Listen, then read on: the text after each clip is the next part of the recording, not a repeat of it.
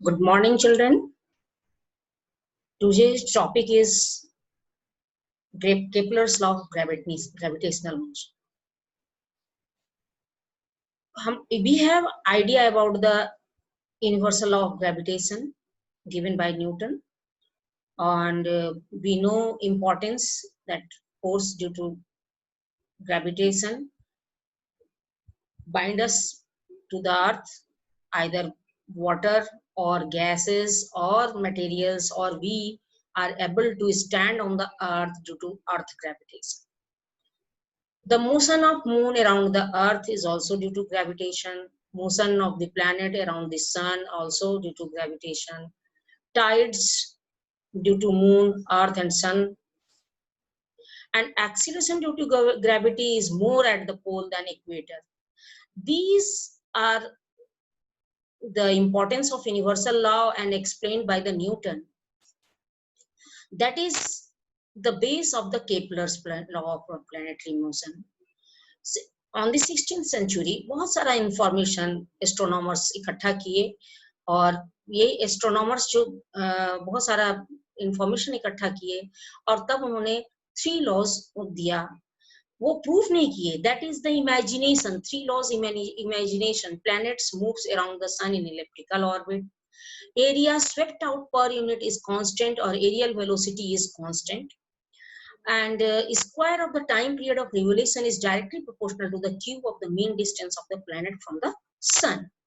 ये 3 laws उन्होंने दिया और इसी को बेस लेकर न्यूटन ने इसको शो किया. ठीक है, ये एरियल वेलोसिटी क्या हुआ ये हम एक्सप्लेन करते हैं. देखो, ये मान लो कि यहाँ पे सन है और यहाँ पे अर्थ है, प्लैनेट्स है जो कि डिफरेंट ऑर्बिट में इलिप्टिकल पाथ में मूव कर रहे हैं सारे प्लैनेट्स. तो मान लो कि ये एक प्लैनेट है जो कि इस सन के चारों ओर घूम रहा है. तो इसका डिस्टेंस है ना जो ऑलवेज चेंज कर रहा है. देखो, यहाँ पे डिस्टेंस ज्यादा हो रहा है, यहाँ पे डिस्टेंस कम हो रहा है, सबसे कम डिस्टेंस यहाँ पे हो जाएगा. तो इस तरह से डिस्टेंस घट रहा है और बढ़ रहा है. तो कहता है ये due to restoring force that containing restoring force going out and coming due to gravitation enter but not collapse with the sun. ये ऐसा कहा जाता है. तो ये इमेजिनेशन जब हुआ और ये बात हुआ तो उन्होंने न्यूटन्स ने कहा और केपलर्स ने जो कहा कि ये जो डिस्टेंस है मीन डिस्टेंस का क्यूब का है. थर्ड लॉ जो है न्यूटन्स का केपलर्स का कहा कि ये time period of revolution square of the time period of revolution is directly proportional to distance of the between them के क्यूब के प्रोपोर्शनल होता है. ये इसको हम लोग 2/3 लॉ भी कहते हैं, है ना.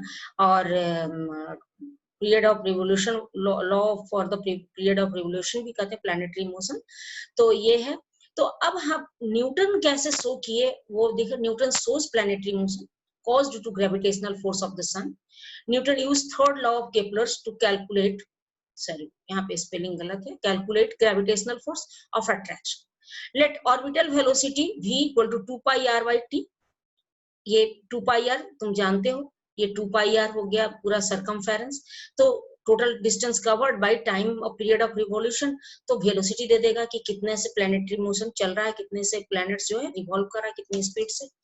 और v is proportional to r by t. 2 pi जानते हो कांस्टेंट होता है, सो r by t, where v square is proportional to r square by t square. ये तो हम लोग अपने से ही कर रहे हैं, अलजेब्रा से, simple algebra. v square equal to r cube by rt square, यानी कि ऊपर और नीचे r और r से मल्टीप्लाई किए. अब v square equal to r cube into r t square जो हुआ, तो यहाँ पे r cube and rt square जो है ये आपका हम लोग न्यूटन्स केपलर्स लॉ जो है आपका केपलर्स लॉ हम लोग अभी देखे थे केपलर्स लॉ में कि r cube by T square is constant. तो हम लोग इसी को पुट किए इसमें पुट किए हम लोग आपका इसमें पुट करने के बाद हम लोग क्या देखते हैं, जब जैसे ही हम लोगों ने पुट किया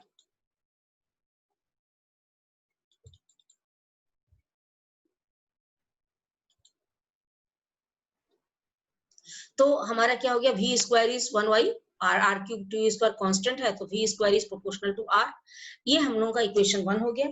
और रेडियस ऑफ द ऑर्बिट, जहाँ की radius of the orbit is R and time period of revolution is T. तो हम लोग जानते हैं कि सेंट्रीपेटल फोर्स जो है रिक्वायर करता है due to in circular path, तो हम लोग का M V square by R हो गया, और F is proportional to V square by R. और इससे हम लोगों को 1 और 2 को मिला दिए, F is proportional to 1 by R square. और ये इनवर्स लॉ हम लोग का जो हम लोग बताया कि force of attraction, gravitational attraction is inversely proportional to the square of distance between them। तो ये केपलर्स लॉ ने इसको सोल्व किया। तो केपलर्स लॉ को इन्होंने न्यूटन ने सोल्व किया। ये तो हम लोगों का मिला। अब हम लोग पढ़ेंगे कि difference between thrust and pressure. Thrust and pressure क्या है भाई? तो normal acting force is defined as thrust and force पर unit area is defined as pressure. It is vector physical quantity, it is scalar. Pressure is the scalar physical quantity. इसका तो तुम लोग जानते हो, थ्रस्ट फोर्स जब है तो न्यूटन होगा और केजी मीटर पर सेकंड स्क्वायर, और इसका न्यूटन पर मीटर स्क्वायर। फोर्स पर यूनिट एरिया सो न्यूटन पर मीटर स्क्वायर। सो इसको और 1 न्यूटन पर metre square equal to 1 pascal.